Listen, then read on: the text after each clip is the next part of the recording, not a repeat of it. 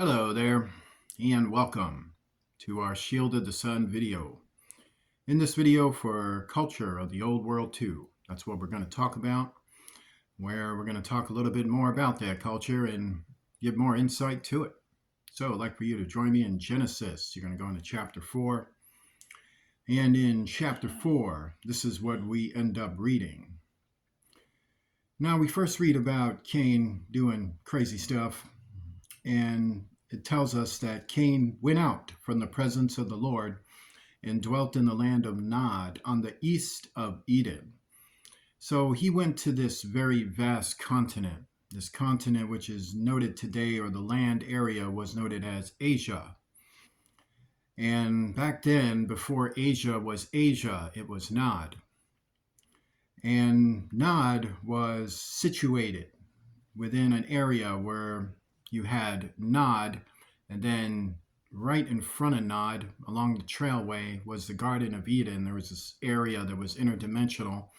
It was vibrational, connected to the earthal planes, and thus you didn't want to travel through that because you'll get lit up in flames and get haunted, or all kinds of things happen, space-time stuff. It was strange. And thus he had to go around that area and then up toward the east, to the east, and bam, into Asia, well, into Nod at the time. And beyond from where he came from, to say where he came from, is where the Adamites ended up dwelling and settling. So they first settled toward the west and the south, and the Canaanites ended up settling toward the east, up toward the north. So now that you know that, what do we read about it? And Cain knew his wife, and she conceived and bare Enoch. And he builded a city and called the name of the city after the name of his son, Enoch. So what he ended up doing was, to understand the ancient Hebrew word for city is to say something that was mechanicalized, something that was, created with technology, something that is infused with devices. It was something to where it was a place where people moved to and fro, and they had tools, inventions, and they had a civilization that incorporated arts, gifts, and knowledge. Hence, city. Now, the other matter about city is that it's fortified, and usually it would be. But at the same time, it is built to particularly be a city that housed creativity and inventions, but at the same time it was built by an evil man. So this evil man would have had a regime to run the city, and it was that regime that was very corrupt and evil and inspired evil and wickedness within people. But Cain definitely had a prodigy that were intellectually, mechanically gifted. And thus they ended up building this incredible city, and then they named it after this dirtbag named Enoch. Now, this is called Enoch the Evil, not Enoch of Adam. Enoch of Adam was a righteous prophet and a great man of God, for whom you would love to spend some time with if you could. But Enoch, the son of Cain, was the guy you called the police on. Like he was a terrible person. And this is who they named the city after. Now, this city had a lot of interesting things in it. So to understand it, there's a cultivation of knowledge in the culture of the old world. So I'd like to share a little bit about that as well. So we're going to go into the book of Enoch. And when we go into the book of Enoch, we're going to go into chapter 65. I know a lot of you do not have this book. It's okay. Just follow me along and we'll read it. We studied on it, but for this video, we're going to study a little more about the details of things that are read in it. So Enoch 65 was the time when Noah had a stern amount of depression due to the world he was in, and he had ran to go see the essence of being a seer at the time. So Noah, who was a seer and a prophet, had gone to the Garden of Eden to communicate with God and see what could be there. He also wanted to talk to Enoch as well. And so he's going for those reasons because he's confused and conflicted, and we've been through that story already. But as that is going on, he says something that's rather very interesting, and that starts down in verse 6. An order has been issued from the court of the Lord against those who dwell upon the earth, that their doom has arrived because they have acquired the knowledge of all the secrets of the angels. So, what you had in the culture of the old world is that their mechanical skills, their technical skills, their arts started to have different ideas that came from fallen angels. But then also at the same time, mankind and angels, they have a very long history. So when Adam and Eve were created and they were introduced to the Garden of Eden, it was God who sent his angels to tell them about different things in Eden. And then he also sent them in the process of them developing themselves on earth. So mankind and angels have had communication for a very long, long, long time. It's all throughout the Bible. It tells you just that in the Bible. Now that you know that, we've had communication with good angels, scientifically called non-human entities and such. So there were good ones and there were bad ones according to the Bible. So these bad ones ended up telling mankind what to do with their arts. And not only that, with their gifts and mechanical skills, but were heightening those skills and putting it on a remote spiritual level so that they could create devices that would vibrate not just in the temporal world, but in the spiritual world and the dimensional spheres where these dark angels were dwelling at. So they would energize those spheres by the energies that are being sent out from devices that were created at that time. So these were all the oppressive deeds of the Satans. That's to say that Satan's demons were manifesting in that world through technological implementation and also through those activities of the free will based on people doing wicked things and acquiring this type of knowledge. As well as all their most occult powers, is confirming what I'm saying, all the powers of those who practice sorcery. So that is the true essence of it, is that you have technology and then you have sorcery.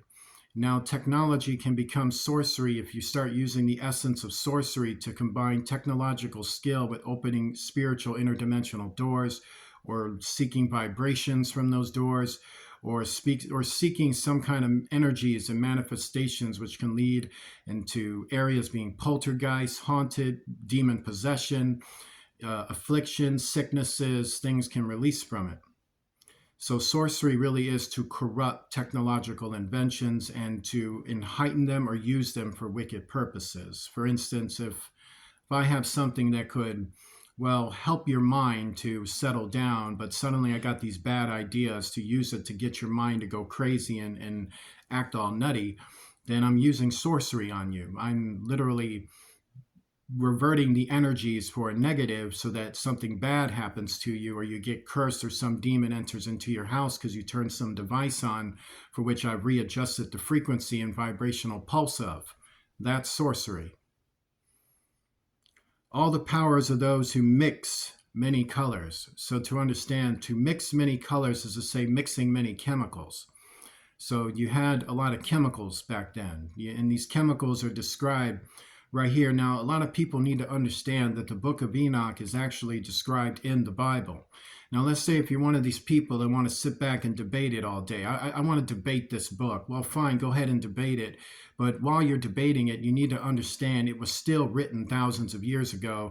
And not only that, but it's describing inventions in there that weren't invented at the time. Maybe you think this book was written hundreds of years ago.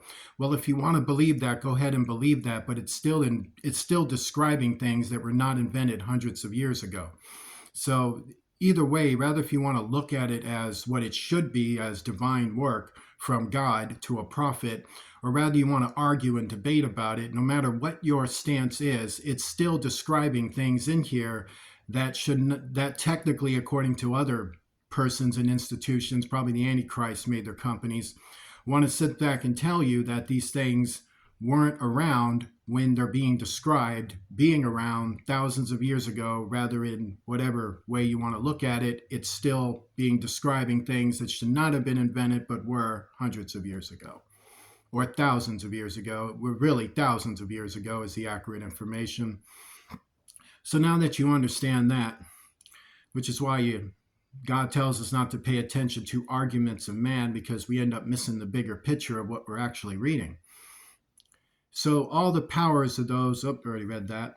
So all the powers of those who mix many colors, all the powers of those who make molten images. So that's to say metallic arts, that's to say chemicalized infusion. So you're going to need inventions for that. You're going to need some type of machines, melting machines, heated machines, things that melt metal, compress them, rearrange them, process them, liquefy them, use them for actual devices.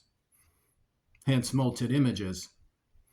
How silver is produced from the dust of the earth, how bronze is made upon the earth. This is confirming what I'm saying. They're literally creating inventions from metals, from chemicals, the same processes you use to create inventions today. When you create a car, when you create a plane, when you create a boat, when you make a building, when you make light sockets, when you make walls, all these type of inventions, when you make radios, when you make CDs, when you make flat screens or televisions or whatever you like, all of those things is the process for which is being described right here in Enoch 65.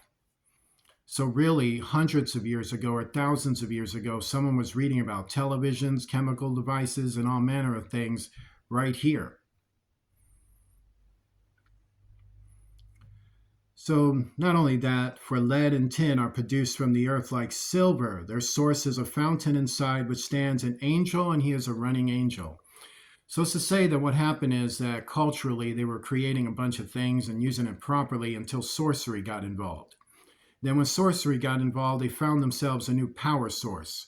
Instead of the power source they had for their natural ability to use, or the natural power sources that God had provided, they decided to corrupt those power sources by getting Satan and these angels to vibrate their frequency as like an energy battery, and now they're powering our technology, or the technology back then for them, meaning mankind.